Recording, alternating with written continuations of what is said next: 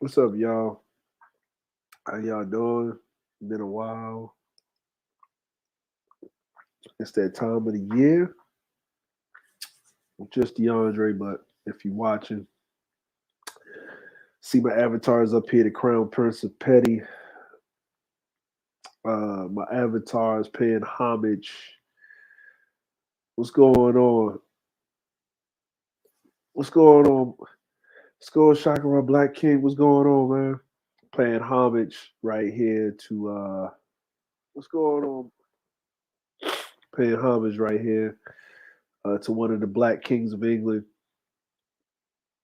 Actually, a petty dude himself. But we're gonna get this popping in a second.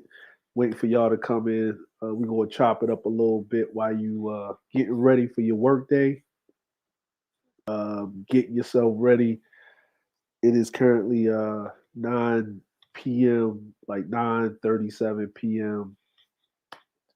Japan Standard Time for myself. So I know East Coast is 7:37 a.m.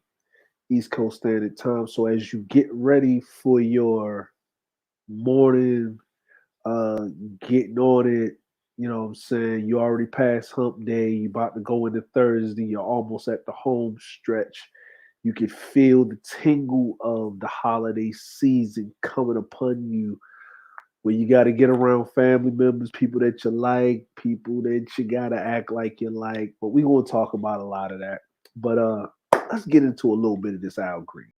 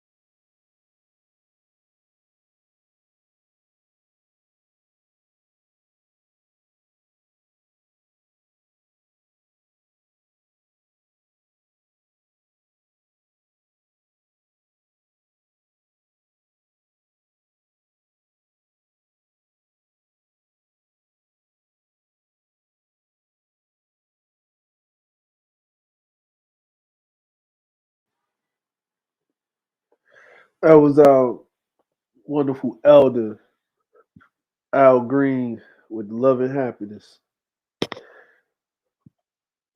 So I've been talking to a couple of my and salute to the people that came through this morning. Um, when I do these random thoughts, I'm just basically comprising my thoughts over um, past couple of weeks that I've been engaging and talking to people, my friends, you know what I'm saying, people that I'm associated with, you know, people that, I just, deal with on a basis, on a regular daily basis. Not everybody I deal with in life revolves around YouTube, and they pretty much have nothing to do with YouTube for the most part. So I have people that I'm cool with and really close to that I met through these YouTube streets or these panels and so forth. And I have people that know me personally in my life, been in know my family personally, face to face, met, know my story, seen me walk and breathe. Uh and these people are very intricate to my life, and I hope I'm very intricate to their lives. And when your friends are talking to you or people that you have deep admiration for, sometimes it's best for you to just listen and hear them out. Not everything revolves around a response or an answer or a solution that you can bring uh, to what they're talking about. Maybe they just want to be heard. So, as a person that wants to be a great friend, I had to learn to listen. I had to put my perceptions and things aside, and I had to listen. And I had to accept answers that, even though me personally, I wouldn't do them, but I had to accept them because I'm not the person that's coming up with these answers or would have to put them in play. Everybody lives a different path, leads a different path in their life, walks a different path in their life. You may intersect at one point in time. So you're probably asking me, where am I going with this? So I'll land the plane and I'll bring it home. Usually around the holiday season, and we're getting close because next week is Thanksgiving, which is one of the major holidays of the three, right? On the last half of the year, you got Thanksgiving, you have Christmas, and then you have New Year's Eve. So when I was sitting there having a conversation with uh, my friends, they were explaining their misgivings, what they thought Thanksgiving was about, and all these other things. But let's even put it, how it started, the real meaning of it, and what it is now is totally different. But I can remember, this, it's a feast. It's a holiday where you're supposed to gather up your family and you're supposed to get together and you're supposed to talk and you're supposed to see each other all in one setting at one time. And we're talking about 3 to 4 generations, maybe five. And even with this festival or this feast, there are going to be people that are somewhat doing well on the outside. There are going to be people that are doing okay. They haven't gone up and down in their status in life. There are people that are genuinely happy. There are people that are not genuinely happy. And then there are the people that are doing bad. And then there are the people that are just doing outright terrible. We all have these factors or these things that happen in our life or in our family. Now, where you sit on that spectrum of how you're doing, what are you doing, or what you've accomplished, or what your family thinks of you, or what past, present, and future it is, really doesn't matter at this point in time. But it matters in your thought and what your perception is of yourself. A lot of us, uh, there will be a lot of people that won't even show up to these gatherings because they feel like they haven't accomplished enough.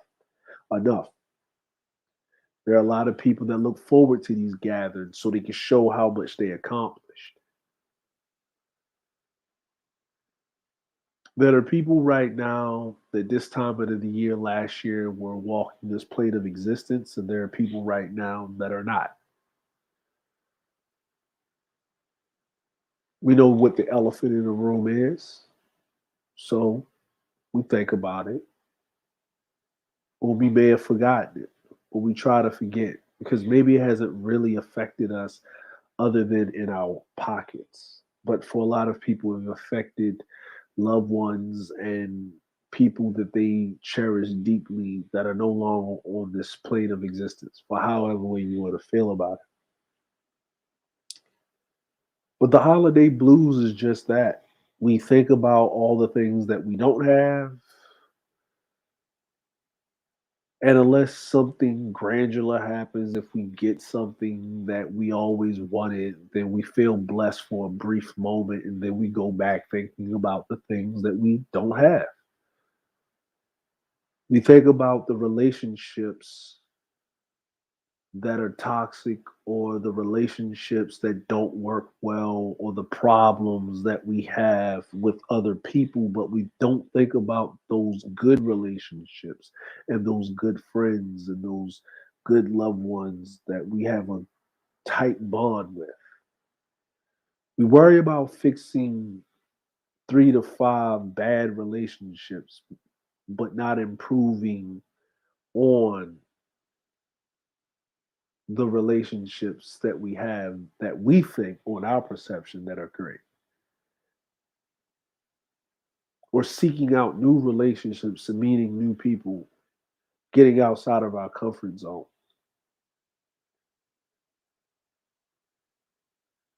You don't feel more alone than do you do on a fall or going into the winter holidays. There's something about Thanksgiving and Christmas and New Year's that make you feel so alone if you don't have anyone, or if you haven't even accomplished anything. Uh, bar it from societal norms like family.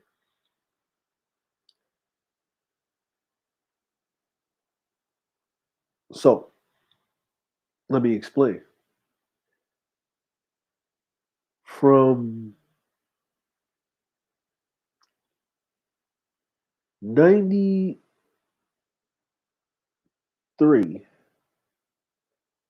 until 2004,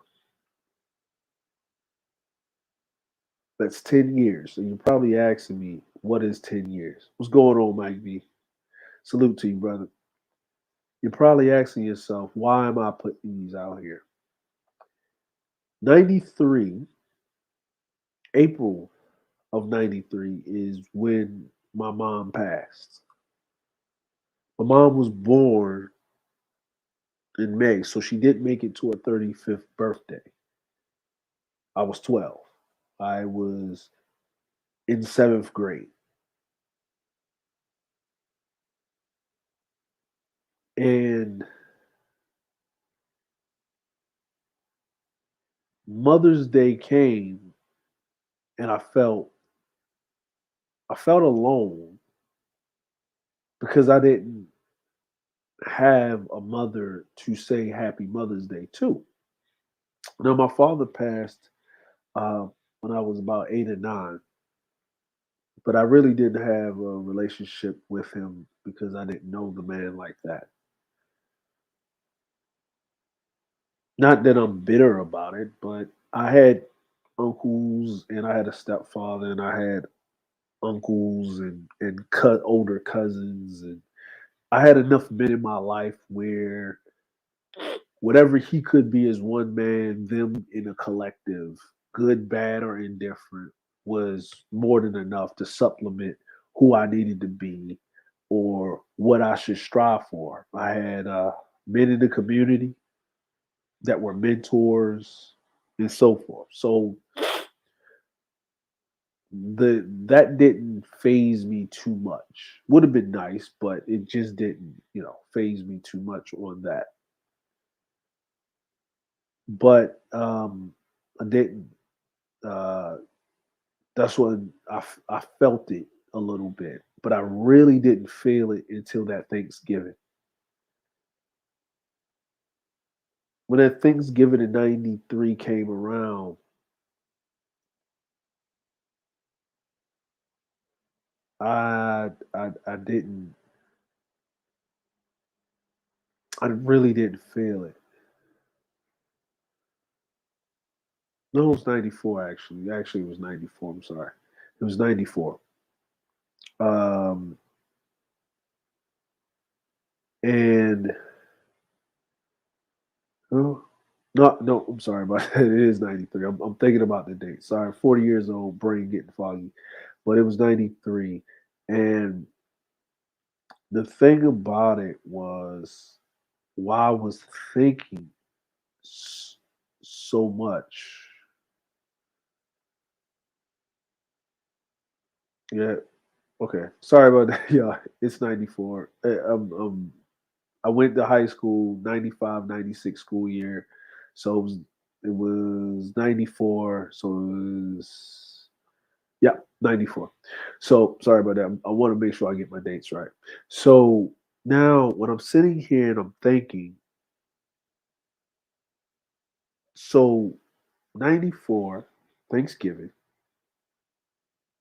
we have Thanksgiving over my aunt's house. I'm staying with my aunt at this time. Mom passed away. Holidays is, but it was the Thanksgiving. It was the dish that my mom made better than anybody else in the house, in the family. It was her thing that she made. And I would always go stay with my aunt for Thanksgiving. Um, my oldest aunt, out of all of my grandmother's children, and my mom was the second oldest. And my mom, her thing was she didn't cook it a lot, but it was a sweet potato pie thing. And it was I can't say it was better or worse, but it was a difference.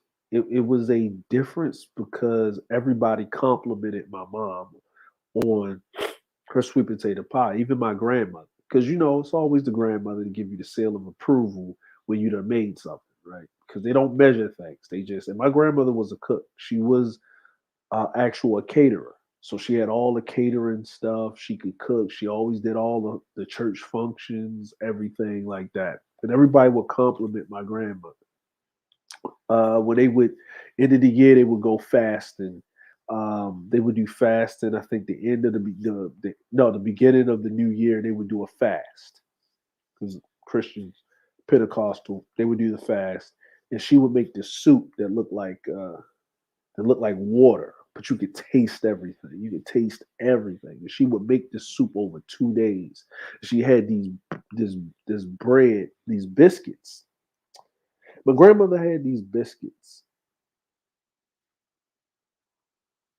You could eat them cold, warm, or hot. Did not matter. They still taste the same, and they were magnificent. You could be hungry, you could be full, but you wanted these biscuits. And she would make them. She'll make them in so much volume that she would freeze them, and you would eat these biscuits through a whole year. She had a big deep freezer. So when my grandmother said that you put your foot in this, it's the old country saying that you really cooked this. My people are from South Carolina on my mother's side. So it's a country saying. So I digress. My mom made the meanest sweet potato pie. It was something that she was good at. That's the thing that she did.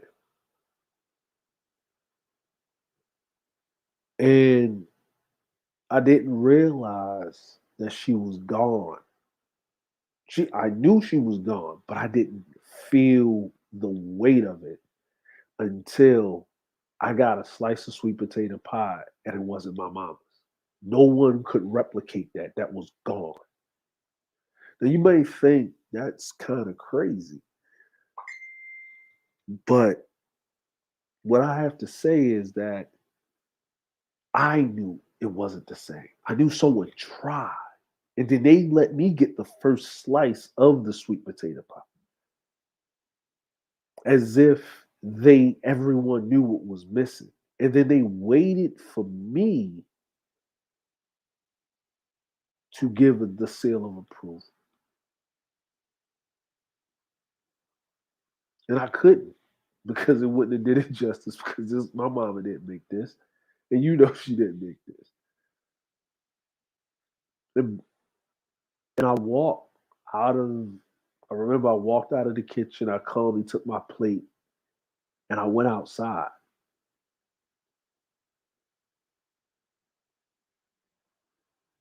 and I ate it. I ate my sweet potato pie. I ate everything else. Everything else was good. The macaroni and cheese, the cornbread.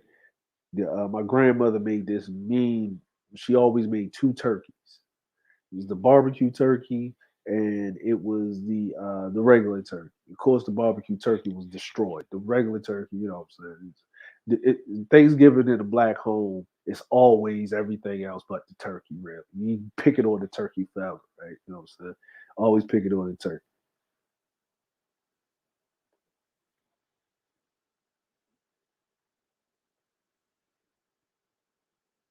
So while I'm sitting there trying to rack my brain on why I'm feeling the way I'm feeling, I can't work through this. You know, I'm 12, trying to get it. And my grandmother comes outside, right? My aunt comes out and asks me what's wrong with me and come back in the house. And my grandmother come outside and she basically tells my aunt to go back in the house. Leave me the hell alone. But I remember grandmother's exact words. She like, leave that boy alone. And my aunt looks at my grandmother, could not fathom what was going on with me. But my grandmother knew, and my older aunt knew, and then my uncles knew, but she didn't get it. She couldn't understand it. She didn't fathom it because I don't know. And I wasn't trying to figure it out.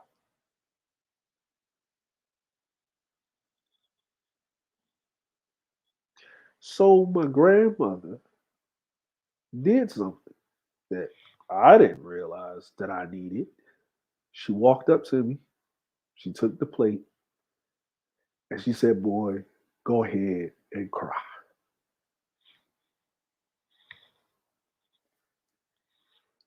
Now, I didn't think I needed that,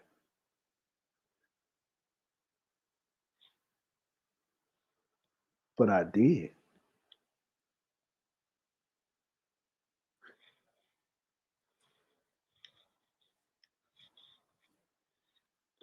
Well, you're probably asking yourself, why am I sharing this with you?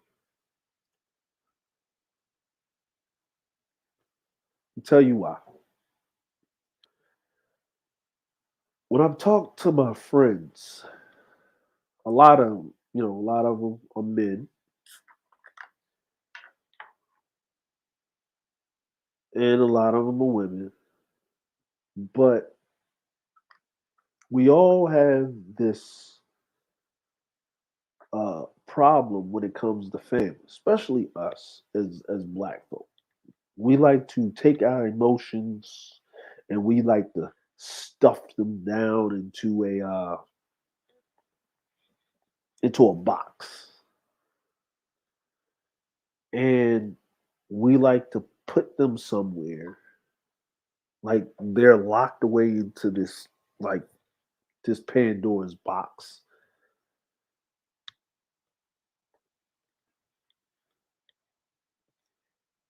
And when we grow up, we feel like we're unaffected, but those emotions are still there. And we don't understand why around certain holidays we on some whole other stuff. We don't understand why on certain holidays we are everywhere else but in the moment. We're thinking about all the things that we didn't have and now we have them. We put on this face like we're okay, but we're not.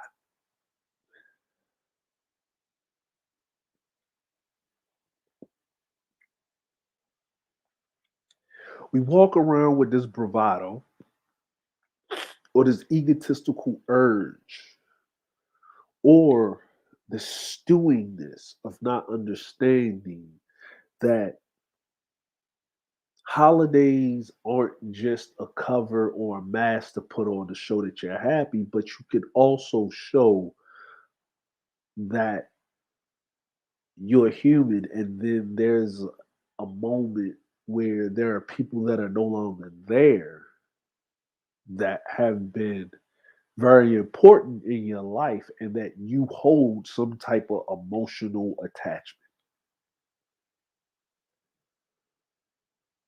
What's going on, Tyrone Church and Gino? What's going on, Salute?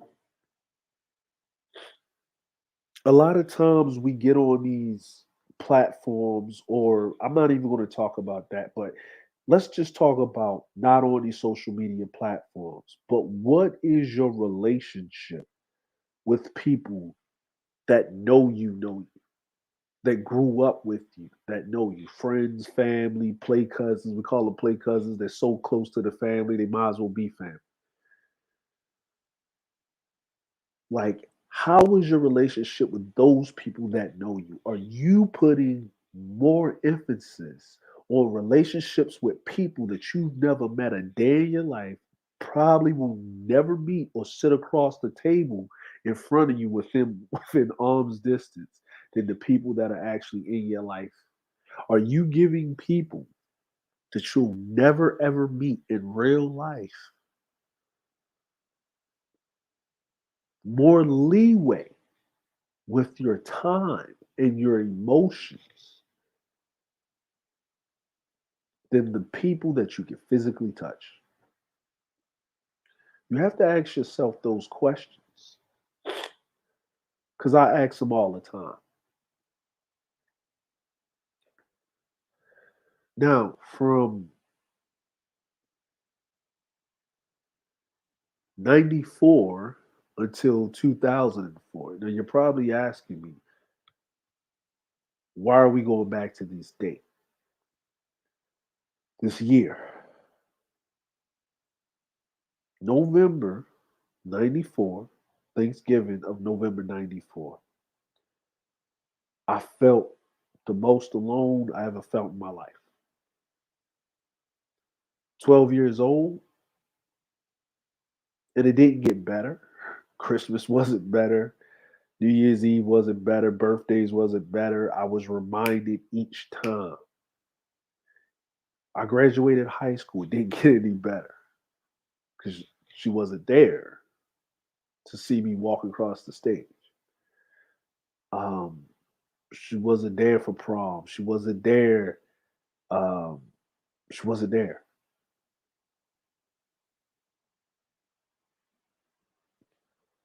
I remember going on my deployment, telling my family I'm going on deployment. I'm stationed in Virginia, of course, there in Baltimore.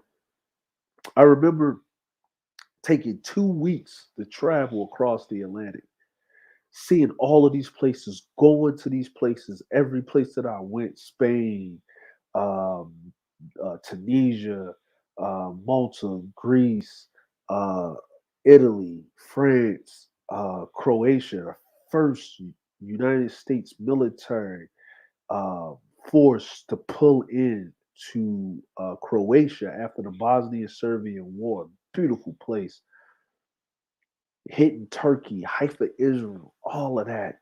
Uh, Seeing the Sistine Chapel in the Vatican, standing in the middle of the Colosseum, partying outside of the Leaning Tower of Pisa, in Venice, in these wonderful places across in Europe and all of this stuff in Northern Africa, calling my family, letting them know where I'm at, taking pictures, traveling 2 weeks again to back across the Atlantic, showing up, walking off the ship, and there was nobody there to welcome me back. But I'm seeing all of these people with their family there, welcoming them, giving them hugs. Didn't matter if they was married.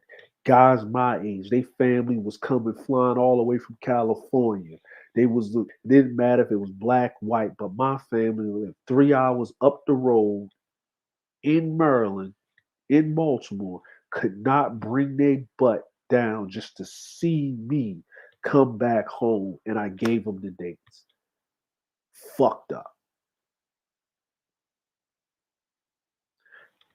I got in my car. I drove. I saw my godmother. Then I drove home. Let them know I was back. And the only thing that I got out of their mouth was, "Oh, we prayed for you. Make sure you were straight."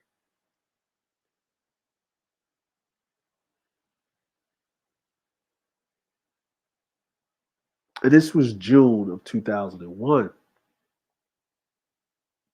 9/11 happened.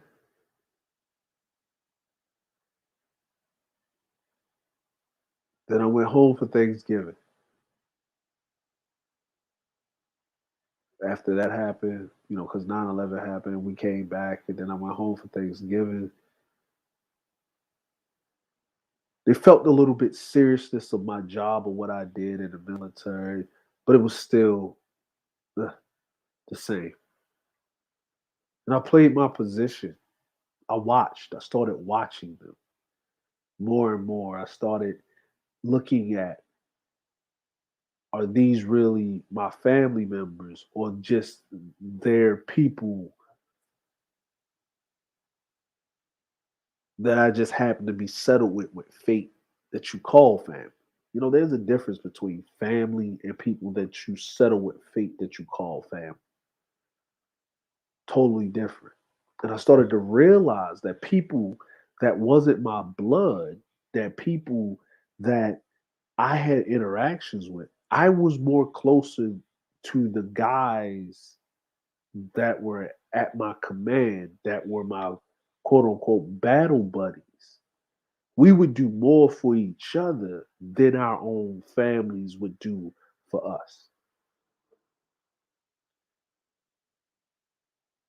But I'm still feeling that alone. This is 2001, December 2001. My friend, homegirl, she got pregnant while I was gone, came back. She calls me up Christmas, I think 2 days before Christmas.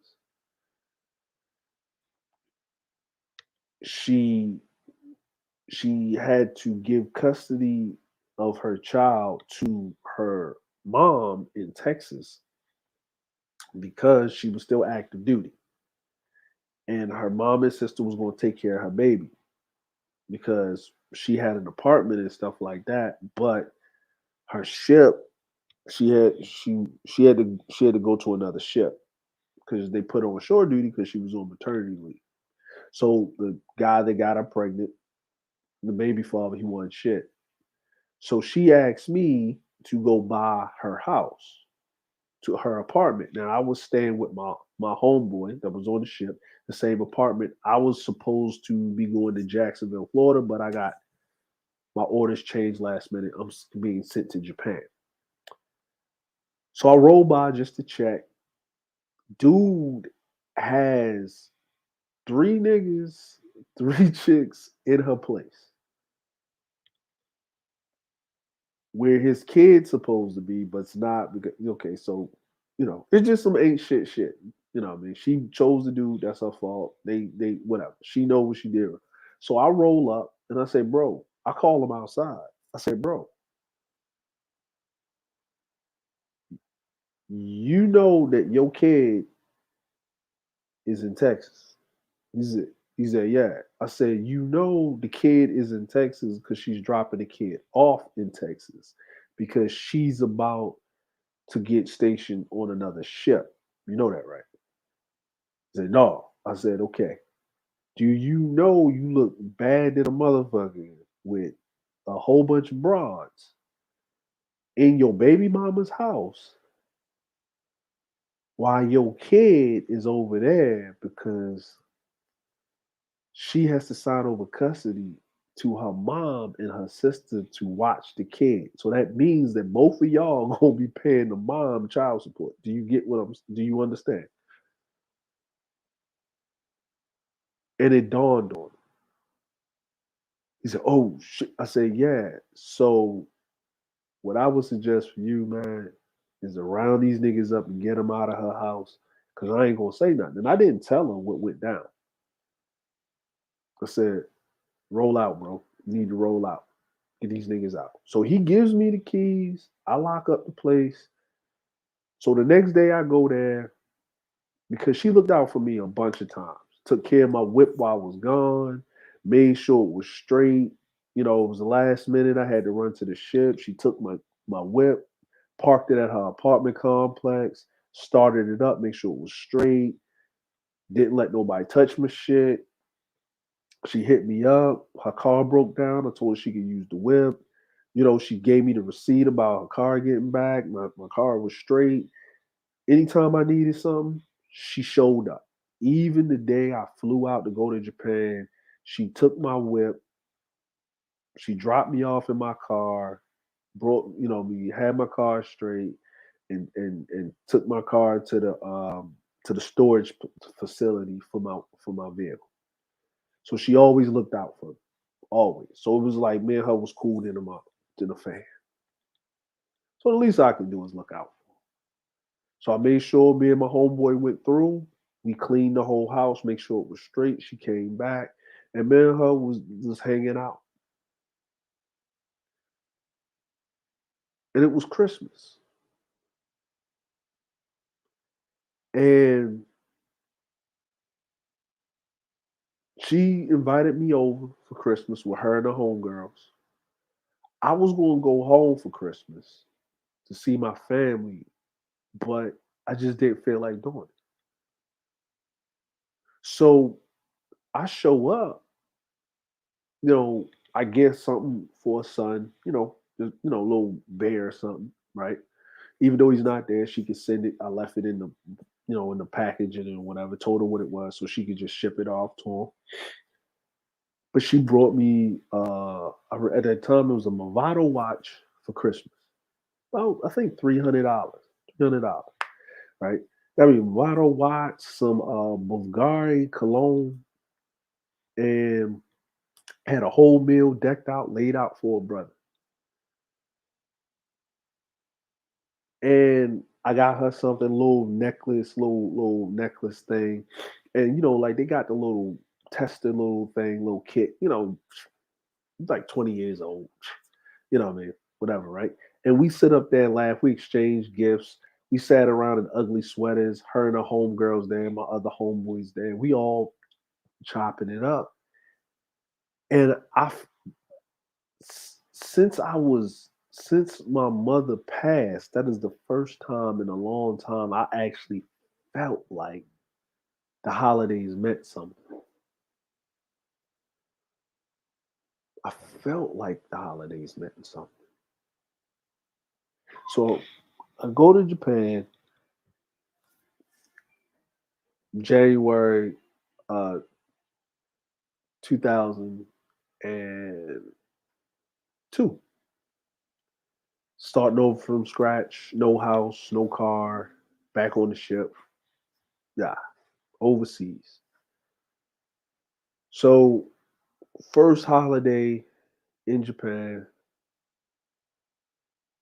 I get invited by a guy. He's on my ship, but we from Baltimore, and I'm over there at his house. He invited me for dinner. And this is when I first see one of them Tyler Perry plays. This is when Tyler Perry was doing his plays and he was selling them on DVD and stuff. So he just went home for Thanksgiving and he came back and he brought them back with him. So we're watching these things on DVD, right? When Tyler Perry used to have people singing and the gospel thing, and the plays were actually pretty good.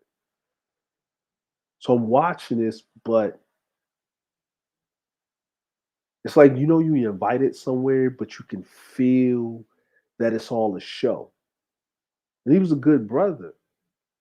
So come to find out, he got duty on New Year's Eve, which is basically, you got to work 24 hours. You got to stay on the ship. His wife gets caught out in town drunk, messing with some dude. They got kids. And what happens is that come January, almost in mid-January, he already getting a divorce. Because I could feel the ain't shitness. I could feel it wasn't him, it was his wife wasn't shit. Because you can feel it. You can feel it. You can feel the ain't shitness, right? If you don't know what ain't shitness is, when you don't know someone's putting up a front of how they really want to be, or how that front they're trying to parade in front of people, you really feel it around the holidays. You really feel it. You feel it. You can, and if you're in tune with people, you can feel it. And I can feel the vibe wasn't right. Because I've been in the midst of people that don't like each other. My own family does that a lot. Where the people that actually like each other, but they actually got to be cool with each other. You know how it go. We know how it get down.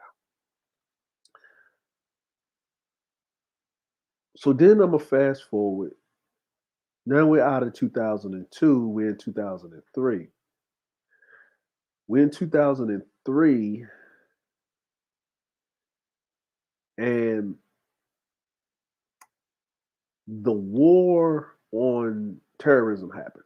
Operation Iraqi Freedom.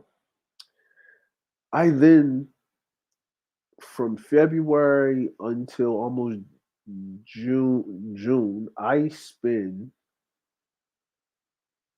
6 months in the Gulf with no port visit. Come back again. I'm on my Pimp Greasy stuff, smashing down, doing damn dizzle, running through, doing my thing. So I come back, meet some brothers that were doing something that I find interesting. They were actually shooting a music video. My man, I'm cool with. I get up with him, and he was a dude that was a Marine, but he got out and he decided to stay in Japan. So he was showing me the ropes. Dude was fluent in Japanese. He could speak it and read it. Black dude from Florida. My brother for life. His name was Cool. And he was an older dude, but he was my bro. He always looked out. And I looked out for him. So me and my bro, we go to this cookout, and these brothers are shooting this music video. They say, "Hey man, come to the." They were shooting the second half of it. They was going to the club. Everybody was going to the club. So we go to the club. They having a good time, and one of the dudes, he had to leave or get underway the next day. But they reached their daily limit of taking out money. It was a thing. You overseas, you couldn't take over more than $500 um, in a day. Now, because it's $500 it went on where the bank was on the East Coast. We in Japan, so 5 o'clock in the morning is like 5 o'clock. Well, 4 o'clock in the afternoon the day before. So they would have to wait until 1 o'clock in the afternoon the following day to take out any money. So they had to pay the actual film crew. So I said, you know what? I got some bread. Let's go to the Citibank. I go to the Citibank. My man drive me. My man Cooley drive me. I give them the $500. Take their names down. You gonna pay me my money back? They was like, cool. So ever since then, we was cool, right? They ain't asked me to do it. I did it. They gonna pay me back because I saw some brothers doing something. They was pooling their money together. They was doing their resources, and they was doing something they wanted to do, and they was staying out of trouble. And I saw what the brothers were doing, and they was talented. So hey, and that was my first initiation in the music business. Now they meet up with me. They gave my money back, but they offered me something else. They said, "Hey, bro, we got a place. My man got a room. Like he got a big house. He got an extra room. If you want to stay there, pay him rent. Blah blah blah. Work it out. One dude's moving out. Cool. So I was in this house with these five brothers that was pooling their money together, not bullshit with their bread, and they was getting on it. Now this is 2003. Now I go to Guam, get flown to Guam. Basically, I didn't pay for it. Go to Guam, whatever. Meet a chick, smash down, whatever, because we was already there. She flies me out, come back. I didn't go home, and this is where I kind of meet my wife now, but we ran into each other. At that time, we started kicking it as friends. Then we started dating. We had a conversation, and then things started getting serious. So I transfer ships. I re-enlist because I already been in the Navy for 4 years now because I came in the Navy in '99, in October 1st of '99. It's 2003, October going into November. November, Thanksgiving, 2003, we have Thanksgiving at the crib. Um, my wife now, but she wasn't even my girlfriend at the time, right then and there. She had to go home and go to England because her grandmother passed. So she was gone for a while. So she came back in December. Me and her was cool. Everything was cool. Me and her talk. Then, we decided to be serious with each other at this point in time. Now we move in together. Well, like we were, because she would, well, I had my place. She would come down because she lived about 2 hours away on a bullet train. So she would come down to see me every weekend. I didn't know this was costing her $200 from the time me and her started really kicking it in October all the way up until January until I got my own place, my own place. So I finally, because I finally get my own place because I did 4 years over because in the military, if you use a certain rank over 4 years, you get your own place off base. So I get my own place off base, move in together. Well, she moves in with me, whatever. Um, and it's January 2004. Now, my new ship that I go to, they didn't tell me that they got bumped up. So I got to go back to the Gulf for 3 months, come back, then take the ship to Hawaii. And we going to decommission the ship because I picked the ship because they was decommissioned so I can get some shore duty, right? So what happens is we're on the, I leave in March because I took like 45 days of vacation. Leave in March. My wife now, but my girlfriend then tells me she's pregnant. Okay, come back, help her with the doctor stuff, whatever. But we didn't get married, and then I gotta go to Hawaii. So the next time I really see her is around September-ish of 2004. We're still working on the ship back and forth. No, I see my wife in May because I was in the Gulf in May of 2004. My wife now, girlfriend then, because my uncle died. So I had to do a whole Monday twice. So it's nothing like a funeral to make niggas act an ass. So I'm not going to get into that. That's for a later date. But I really see her back in September 2004. My son is going to be born November of 2004. So the ship leaves me behind because they have to go on another deployment. So My son is born November 22nd, 2004. My youngest son.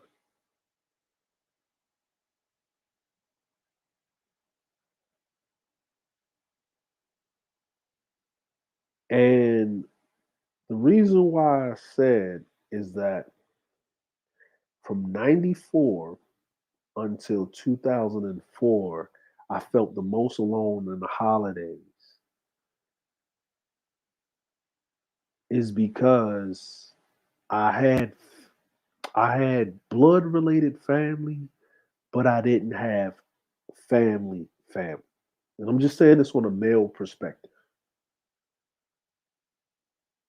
When I had my son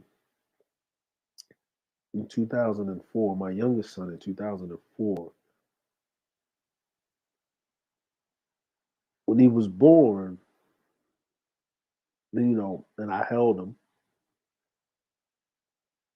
nothing else mattered.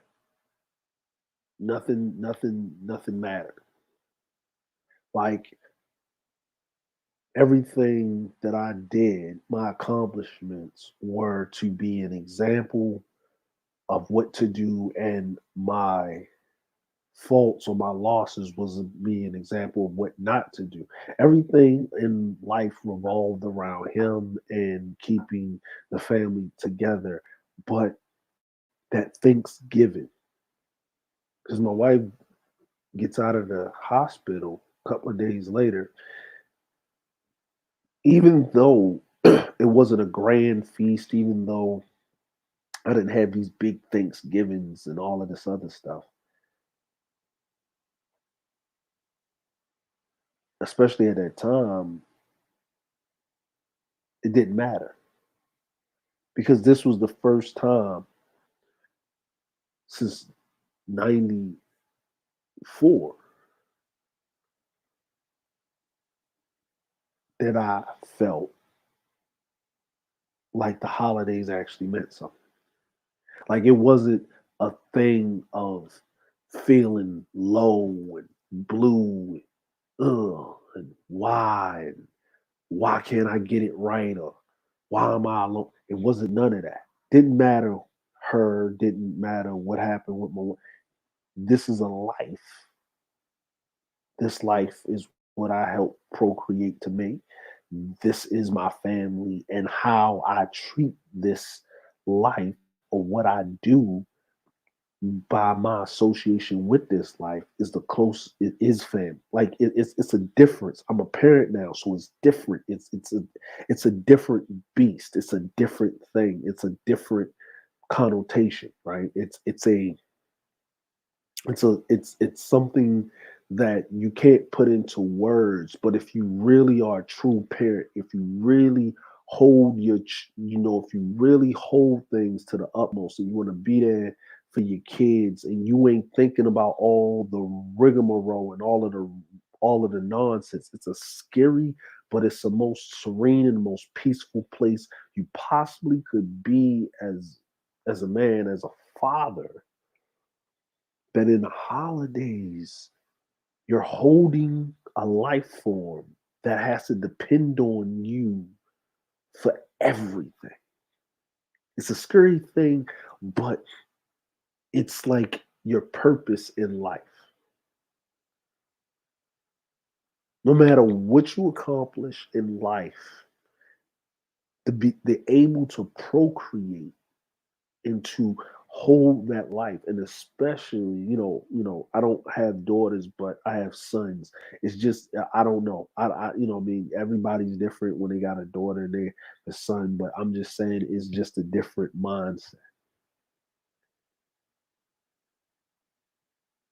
And and it and then it and it and it went from why can't I have why can't I have or why can't to I need to provide for us or you. Why can't I give you to why can't I get? My mind, I don't know what it was. It was like this switch flipped in my head. Like it was like click. It was like a click and it flipped. And it wasn't about that. And then Thanksgiving 2005, I'm inviting people over my house because I can see, like, I'm on a ship and I see these brothers that are overseas and they're away from their families. And I was just going to do Thanksgiving for myself, my family, and maybe a couple of friends. And then and then I stopped by the ship because I'm cool with the guys on the ship, and they was asleep. And I started knocking on their racks, the guys I'm cool with. And I started, hey man, wake up, bro. I got dinner over my house. Oh man, then get your ass in the shower. I'm going to go. I said, I'm about to go over to, the Next or something. That's the Next is the actual place where you go shopping, you get your alcohol and your clothes and shit like that. It's like a plaza thing, right? And I said, I'm about to go over there. And one dude was like, yo, hold up, man. If you going, I'm gonna go with you. Shoot, I'm gonna put something on, whatever. So I go over there. He's buying some stuff, whatever. And he gets in the car and I go back to the ship. And he said, no, I'm gonna go get him. And it was like 20 dudes showed up. And I was like, I had I had a Toyota 4Runner. You got grown men jumping in the back of the whip. Like I'm talking about in the back, like I got a flatbed. I had, they had a 4Runner is. So you got dudes in the seat, you got dudes in the thing. The other dudes was like, man, we ain't gonna fit. Dude was like, nah, man, we gonna call an off-base taxi. So they called a taxi. They call it off-base taxi. They call a taxi. They get in the taxi. It's like two taxis, and then they follow me. I give them the address. My wife talk to the taxi guy, give him the address. We come up there. Then I run back out. I got to get some more stuff so she can cook. She's up there cooking. Her homegirl's there cooking. We all playing video games, drinking. My kids there. They upstairs playing with our homegirl, her homegirl's kids upstairs. And I got this turkey. It's a deep fried turkey from Popeyes, right? It's this little ass turkey. It's like the smallest turkey you can get. Because in Japan they don't have any ovens, so you got to do that. If you going, they don't got no ovens like that. It's a thing. So we sitting here, and these dudes were so happy that they actually got to sit around and they had a good time. And even to this day, this happened back in 2005. I'm still in contact with these guys, and it was like a tradition. No matter what house I moved in Japan, I've always did a big Thanksgiving thing for other guys, and that was over here that didn't have their families with them or whatever. And even if they did, every last one of them up until this day said, "Bro, you don't realize that little thing helped me a lot, man." He said, I was feeling down, I was feeling blue, I was just man. He said, I ain't ever felt that before. And you got brothers that don't have those family problems, that don't have those family dramas, that actually are really close to their family. Not everybody's running around with the baggage of dysfunction in their family. Not every black person has that going on. And more times than not, it's a lot of black people that are really close to their family, that really have those family values than what we perpetuate a lot of time out in these streets, these social media streets, these YouTube streets. People got family traditions. Like I have a family traditions. I have a family tradition. Christmas Eve, we open all presents on Christmas Eve because I don't want you bothering me on Christmas Day. I'm sleeping in. I'd rather you stay up all night playing your video games, having fun on Christmas Eve, and we pass out on Christmas Day and we sleep in until 1 or 2, then you waking me up all early on Christmas Day. That's my tradition. Yeah.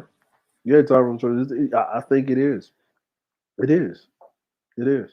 I think it is. Um, but I don't, and for a lot of us, I don't think it takes, you know, maybe it doesn't have to take you being having the life being born for you to feel that way. But I'm just telling you what happened with me, with the things that happened with me in my life, is it happened with my son, my youngest son, being born. That's that's how that's what my it flipped.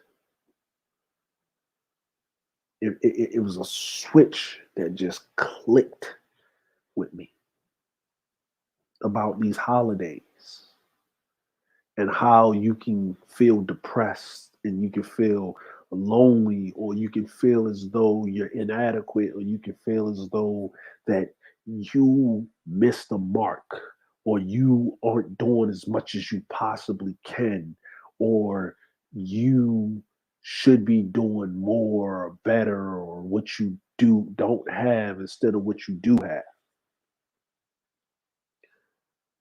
The holidays is for you to celebrate the things that you've accomplished and look forward to the path on which you're on. And for those who are no longer with us because they can't do anymore because they're no longer on this plane of existence, they've moved on. We dwell too much on the things that we're not doing, or we dwell too much on the things that we don't have.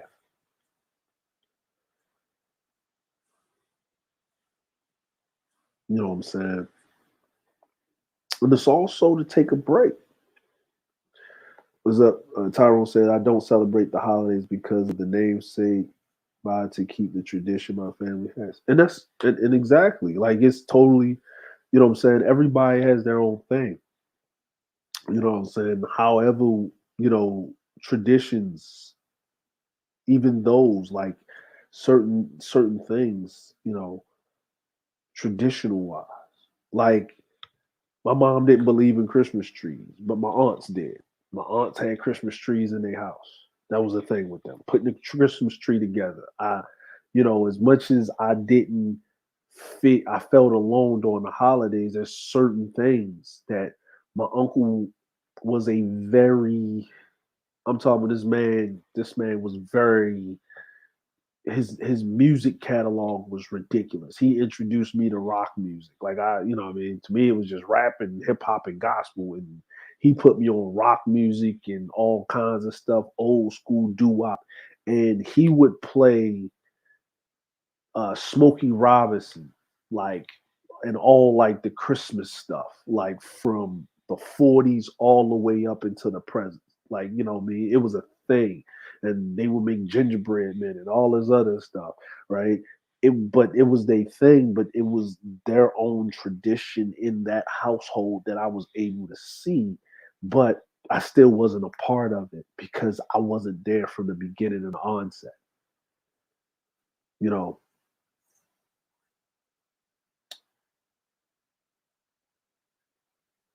But everybody has their own, and when you become an adult, and I can say this at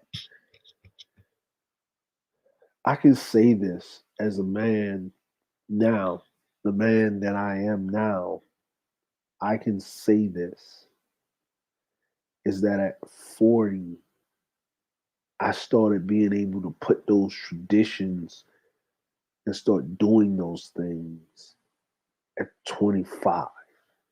My own tradition. Some of them, some of them are influenced by my family. Some of them are things I've brought up, I did, but I wanted to break the one tradition that I had running from 2004.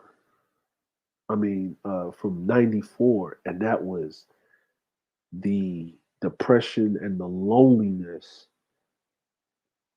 of having the holiday blues. I didn't want that anymore. I didn't want to carry that over, and I didn't want that to to promulgate itself into the next generation. Now my youngest son, he's going to be 17 in a couple of days. Thanksgiving is next week. if you celebrate it or not, but you'll feel it if you don't, because everybody else is. Um, we have a holiday tradition that Christmas Day, like Christmas, we go stay somewhere. Sometimes we're home or not, but that New Year's Eve, since I got out the military, New Year's Eve, we're pretty much in a hotel with each other. The whole My in-laws and my nieces and nephews and my grandkids and my sons, my kids and stuff, and we're all in there, and we all sit up there. We watch like the K1 fight that's on TV. We drink, we talk, we clown. We have a whole New Year's Eve party. It's like 5 generations in one big hotel room having a ball. And then we wake up the next morning, hungover. The adults are hungover. And then we go out and we had this big. Everybody eats this ramen, this big bowl of ramen or whatever, and we laugh about it. And then we go back to the hotel. We go to this big dinner, and we sit around and we drink. We drink wine and stuff, our favorite alcohol. The women that talk about whatever they're talking about. The kids will be doing whatever, but we'll just sit up there and we just have conversation, just, just, just straight up conversation.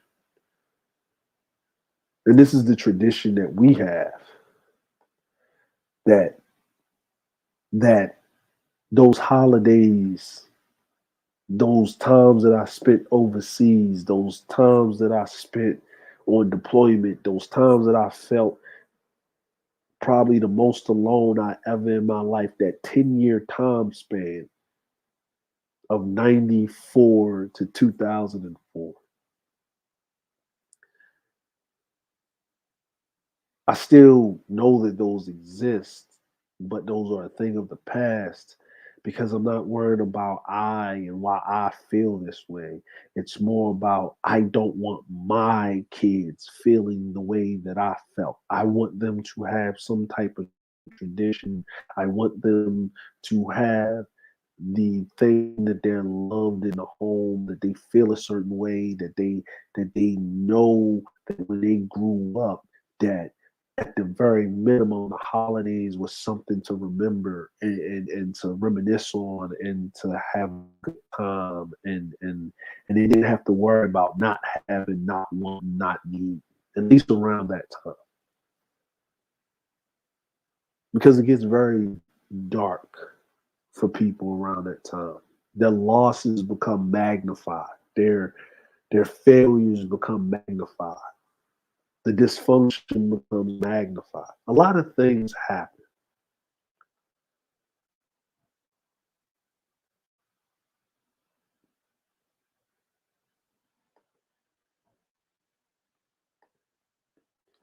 What's going on, W? What's going on, family?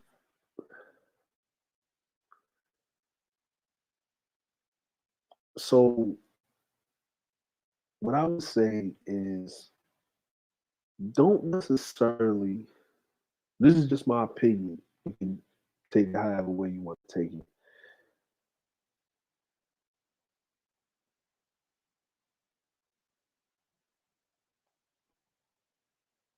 Don't get too wrapped up into what you haven't accomplished. Use this time just to enjoy the simple thing, the moments, the interactions with the people you care about, those relationships. Don't put too much harping on relationships that aren't working out for you. The animosity that you may harbor or someone may harbor for you, or putting on a fake face, or trying to show that you're this, that, and the third, or trying to exude this bravado that you're accomplished. By you living and breathing another day on this plane of existence, that is an accomplishment. Because it doesn't matter if you're rich or poor. When the messenger of death comes, there's no amount of money you can pay off when death comes to reap you.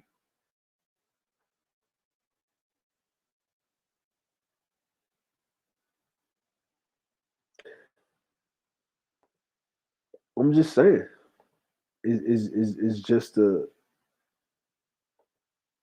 we we have to love the minimal things in life. We take those for granted. We take interactions with people for granted. I don't know what it is. I don't know if this technology that just makes people so abrasive. I don't know what it is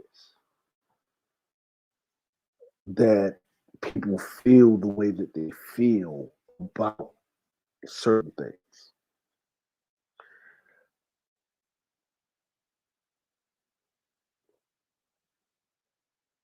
Yeah, I remember me lonely day in the Marines, especially around the holidays when you're on the other side of the world. Yeah, but that made a little sense with what the brother Joe W was talking about. Is that you're on the other side of the world, you in the middle of the desert, you out in the middle of the water. That made some sense because it was your job, and it made some sense. It was the disassociation with the location. But being in the same town, same city, maybe a couple of minutes away, maybe a block down the street, or sitting right in front of somebody, doing Thanksgiving with your plate in your hand and feeling as if you in the middle of a desert while you got all these people around you. Now that right there, that's a different place where your loneliness is in between your two ears. When your body's in a different situation, when your body's somewhere else, it makes a little bit of sense because there's a gulf between you and the other person. That doesn't it hurts, but you understand it. You can wrap your head around it, but it is just a different thing because people can be in a crowd of people and feel lonely. People can be in a whole room of people laughing and enjoying themselves and feel like jumping out of a window.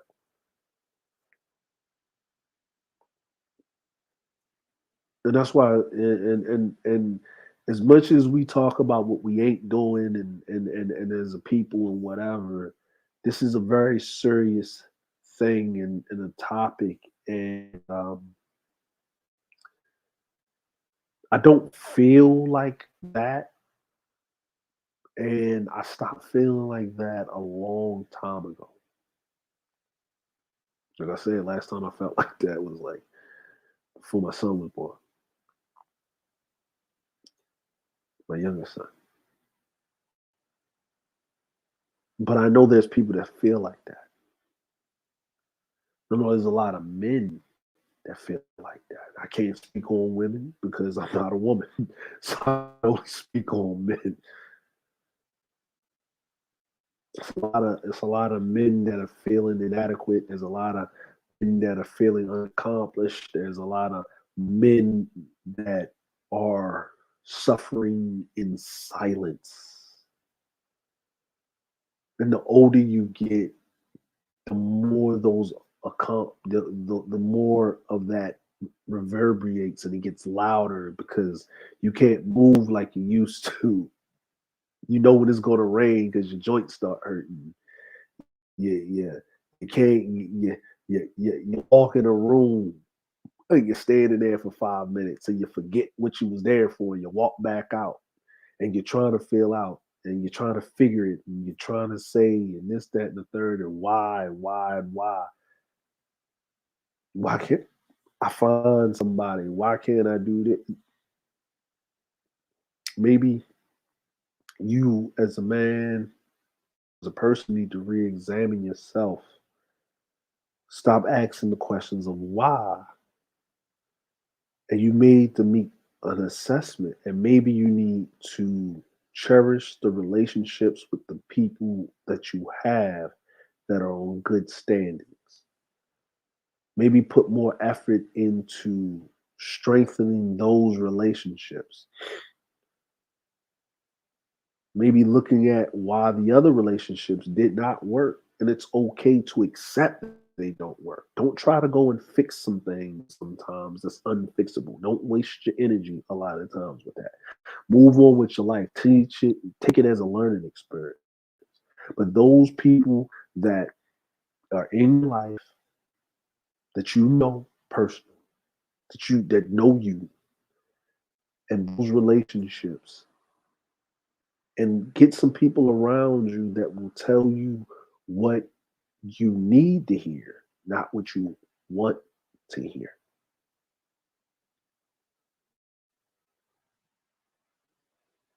And if you're still thinking the same you were in your 20s and in your early 20s, your mid 20s, and your late 20s, you have not evolved as a human being. But for this time, around this time, it's not as bad as you think.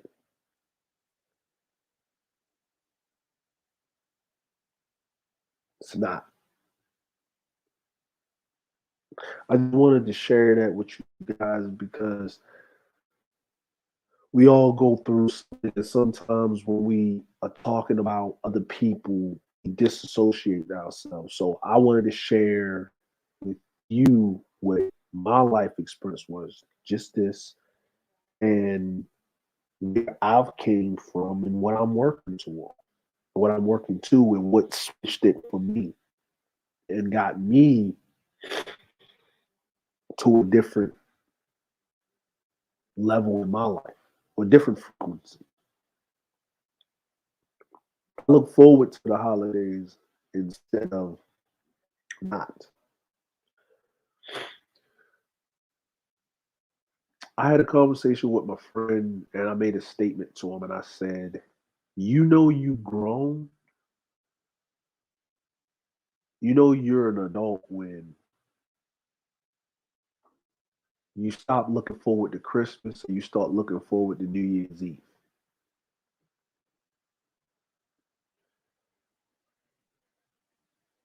And me and him laughed about it. He said, "You know what? That's right." I said, "Yeah, that's right.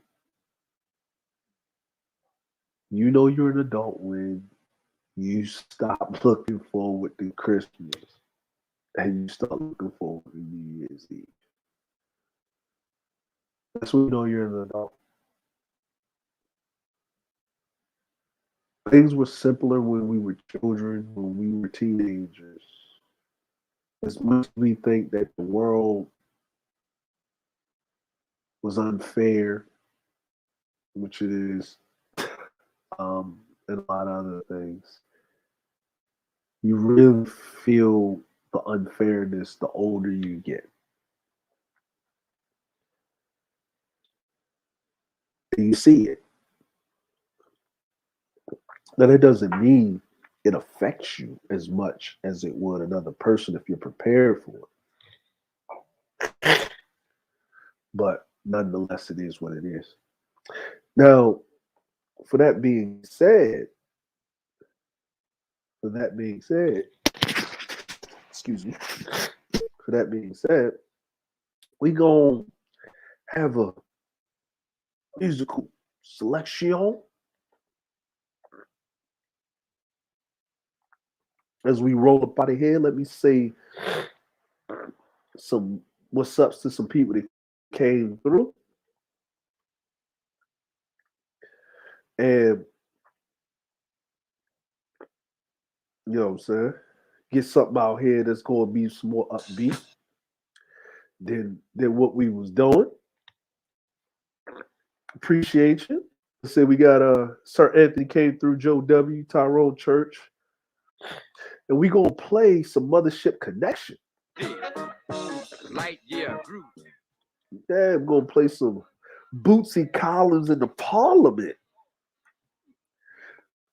My uncle put me on these people.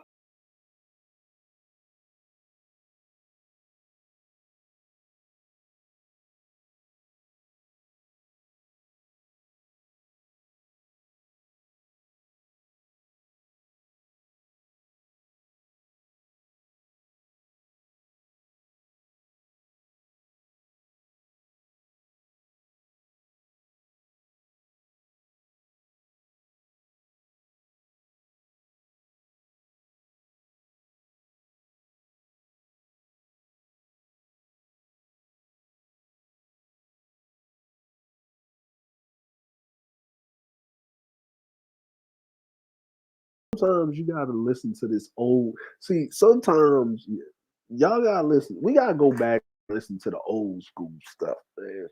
That's when all of these little electrical instruments and synthesize. Sometimes you gotta go back to where they used to get up on stage and sweat and play some music, like some real instruments, like some real artists. Listen, I thought Europe was bad. We look Christmas in Europe, you feel lonely. Christmas in Japan, man, look, it's worse. Cause like in Europe, when it's Christmas, everything's shut down. Like shut down. Nothing's open. Not man, it is ooh. But Japan, you walk outside that gate, it's like nothing moving on base. You walk outside that gate, everybody walking around, ain't nothing going on. Like it's a regular day. Like your Christmas don't matter to them because it's a regular day. They don't care.